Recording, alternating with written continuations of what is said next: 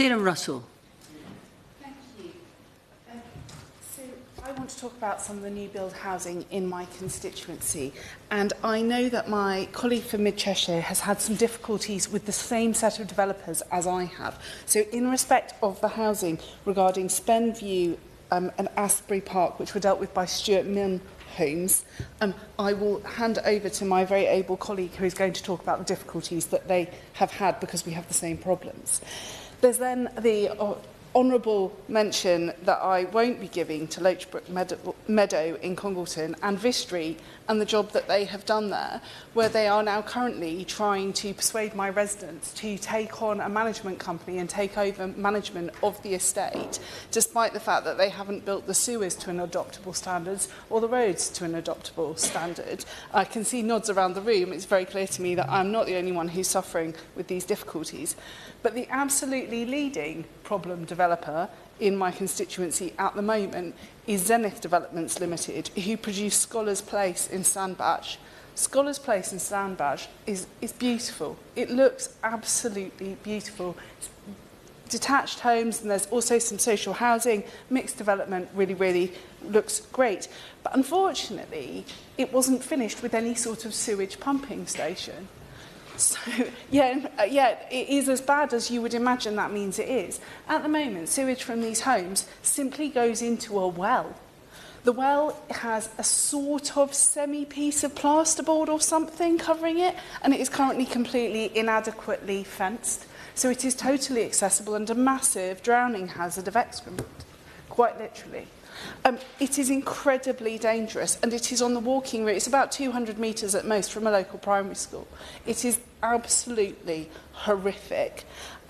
I think there are some real questions about whether or not we have sufficient legal powers in this country that could ever have been allowed to happen. It is an absolute public health hazard. It causes sewage to back up into people's homes. It causes sewage to back up onto the streets. The road literally runs with poo. The problems associated with both this development and also actually the Spenview development also have impacts for social housing providers, because in both of these cases there were Section 106 agreements and social housing has been provided. And so when there are then these enormous and expensive problems for residents, and social housing providers still part own the shared ownership homes on those sites, they become financially entangled in trying to deal with this matter. There is a real question about of course it's appropriate that they should be helping their residents. They part own these homes. But conversely, fundamentally, as a social housing provider, I feel really strongly that what we've got, and I suspect this is a national problem, is social housing providers who need to be providing social homes having to effectively cross-subsidise the failings of the private sector in producing these houses. And it is an absolutely shocking situation. So it's really important to me that we implement Section 42 of the Floodwater and Management Act 2010, which would improve some of the situation around sewer adoption, and that we have an equivalent for highways adoption, because that's the problem across every single one of these developments that I have just mentioned, is that the sewers haven't been dealt with properly and the roads haven't been dealt with properly, and people have bought their dream homes. They're so excited, and what they find they've got is an enormous financial liability. It is absolutely a widespread problem in my constituency, and it's destroying people's lives. It's destroying their mental health, and the level of distress amongst my constituents just can't be overstated. Whilst we are on the topic of new build homes, I just want to very briefly touch in terms of construction standards on disability and accessibility. So in London, it has been the norm since 2004 that Category 4 disability access is the absolute planning requirement. But in the rest of the country, that's not the case. Baseline Category 1 would only enable a household to be hypothetically visitable by a disabled person, and it does not guarantee ease of access for someone in a wheelchair.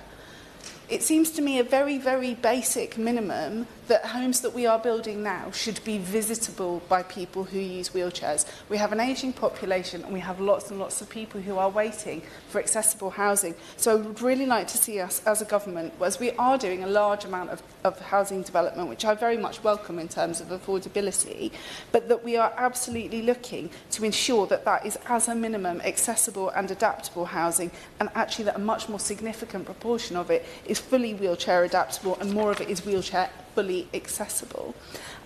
I would suggest that we need to look at the planning frameworks from 2018 because they simply require that local authorities consider the impact of requiring accessible housing on the viability of their local plan. So actually it is almost a requirement that housing shouldn't be accessible if that will make it difficult to deliver the required number of homes. And of course, the people who I've just described, these developers, of course the first thing they say is that we can't afford to provide accessible homes, but of course they can. What they need to be producing is good quality homes that everybody can access and that are in estates that are surrounded by safe and secure environments in which the roads and the sewers are usable. It doesn't seem to me that this is too much to ask in an advanced industrial society. Thank you.